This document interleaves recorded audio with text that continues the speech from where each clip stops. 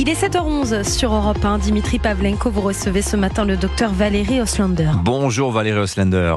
Bonjour. Bienvenue sur Europe 1. Pas un jour depuis maintenant 3 semaines sans qu'un soignant, une infirmière, un grand médecin ne révèle avoir subi du harcèlement, des attouchements, des remarques graveleuses durant ses études ou sur son lieu de travail. La vague MeToo est en train de déferler sur l'hôpital. Alors avant de vous écouter, docteur Oslander, un témoignage pour commencer.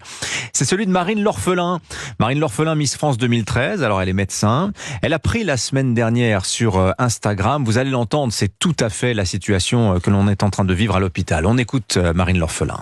Je me rappelle d'un stage particulièrement éprouvant, c'était un stage de chirurgie dans lequel j'étais une des seules femmes, j'étais très jeune, j'avais déjà été élue Miss France et j'ai eu le droit à des dizaines et dizaines de blagues de cul, graveleuses, des questions sur mon intimité, des mains baladeuses et des comportements vraiment inappropriés. Aujourd'hui, je regrette un peu de n'avoir rien dit, de n'avoir pas su quoi faire, mais j'étais jeune et c'est vrai qu'on disait qu'il fallait accepter ces comportements habituels, normaux, attribués à des anciens médecins de l'ancienne génération. Et surtout, il ne faut pas faire de vagues à l'hôpital si tu veux qu'on valide ton stage. Voilà, l'ex-Miss France, le docteur Marine L'Orphelin sur les violences sexuelles et sexistes qu'elle a donc subies lors de sa formation. Elle dit beaucoup de choses, Marine L'Orphelin, Valérie Oslander.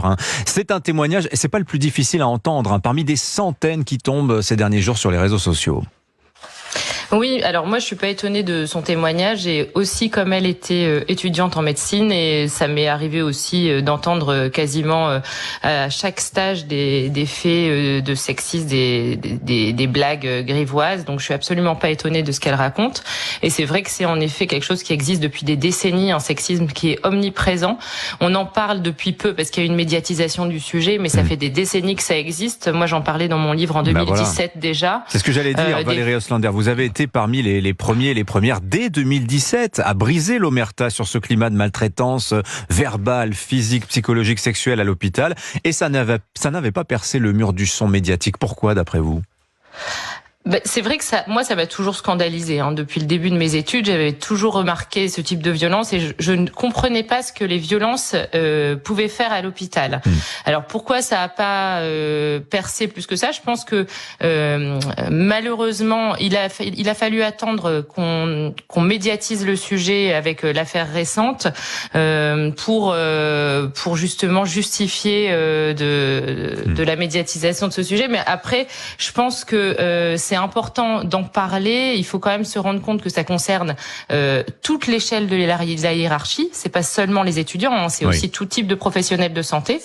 Et tant qu'on banalisera ces violences et qu'on ne luttera pas contre l'impunité, il y aura toujours ce type de violence à l'hôpital. Alors l'affaire récente, je vais rappeler, c'est la révélation par Paris Match du nom de celui que l'infectiologue Karine Lacombe hésitait à prononcer, à désigner comme son harceleur, à savoir l'urgentiste Patrick Pelloux. Anne Jouan, la journaliste Anne Jouan, à l'origine de ces révélations, était venue nous en parler sur Europe 1.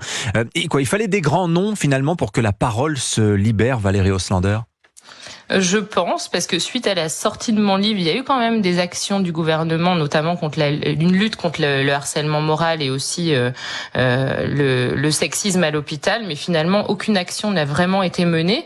Il y avait eu déjà un dispositif de lutte qui avait été proposé par le docteur Donata Mara, mais c'est vrai que finalement, en pratique, pas grand-chose avait été mis en place, notamment des points d'écoute dans les hôpitaux, dans les facultés, dans les écoles, la mise en place de médiateurs dans les services, lutter contre l'impunité, condamner les agresseurs, tout ça, ça avait été proposé et finalement ça n'avait pas été appliqué. Quand on dit violence sexuelle et sexiste à l'hôpital, est-ce qu'on parle que des femmes, Valérie Oslander, et on est dans quelle proportion, qu'on se fasse une idée de l'ampleur du phénomène ? Il y a une enquête qui est sortie de l'Intersyndicat national des internes qui date aussi de 2017. C'était la première enquête sur le sexisme et harcèlement sexuel dans les études médicales. Cette enquête avait été réalisée auprès de 3000 étudiants en médecine. Ça avait permis de montrer de confirmer qu'il y avait ce sexisme omniprésent, que 90% des internes étaient témoins de blagues sexistes et que 60% des femmes étaient victimes de sexisme ordinaire versus 8% des hommes. Donc on était à 60% versus 8% des hommes et 50% des agresseurs étaient des médecins ou des supérieurs hiérarchiques, dont 10% des chefs de service. Comment on explique en fait l'ampleur de ce phénomène à l'hôpital, de ce harcèlement, je vais pas dire institutionnalisé, mais enfin culturel? Comment ça se fait que finalement ça perdure depuis tant d'années, d'après vous, Valérie Oslander? Peut-être à la lumière aussi de votre expérience personnelle de ces situations extrêmement désagréables.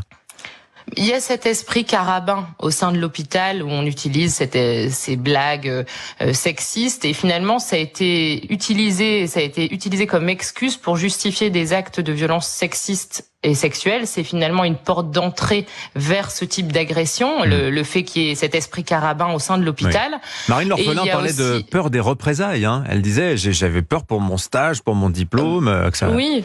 D'être sacré, justement, j'allais vous dire, il y a le poids de la hiérarchie aussi, avec un abus de pouvoir permanent des personnes qui sont tout en haut de l'échelle de la hiérarchie, et les étudiants comme Marine L'Orphelin ou comme d'autres étudiants, que ce soit des étudiants en médecine, mais pas que, aussi infirmiers, sages-femmes, aides-soignants. En fait, c'est des personnes qui ont le poids de la validation du stage. Donc, des personnes qui vont se retrouver seules et victimes de chantage sexuel, notamment s'ils ne se soumettent pas à ces propositions. On pourra pas leur valider le stage. Et moi, j'ai eu dans mon livre des témoignages d'internes, par exemple en médecine, dont une interne qui, si elle ne se soumettait pas aux actes de sexuels demandés par son chef de service, il n'allait pas lui valider sa thèse de doctorat en médecine.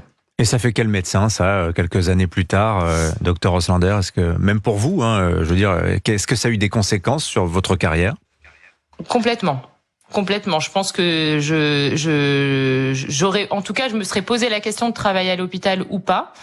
Clairement, quand j'ai fini mes études, je me suis dit, je ne travaillerai jamais à l'hôpital.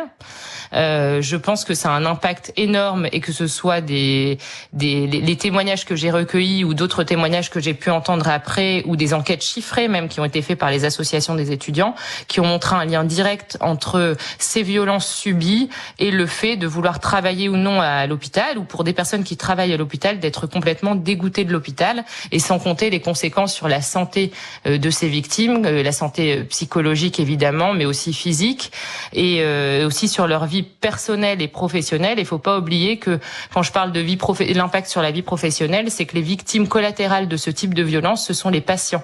Parce que les victimes de violences sexistes et sexuelles, quand ils sont professionnels de santé, il va y avoir un état de stress post-traumatique, une anxiété, parfois même des dépressions, et la réalisation parfois de mauvaises pratiques. Ça peut engendrer la réalisation d'erreurs de posologie, par exemple, dans des gestes médicaux, développer une certaine agressivité envers les patients, une perte de sens.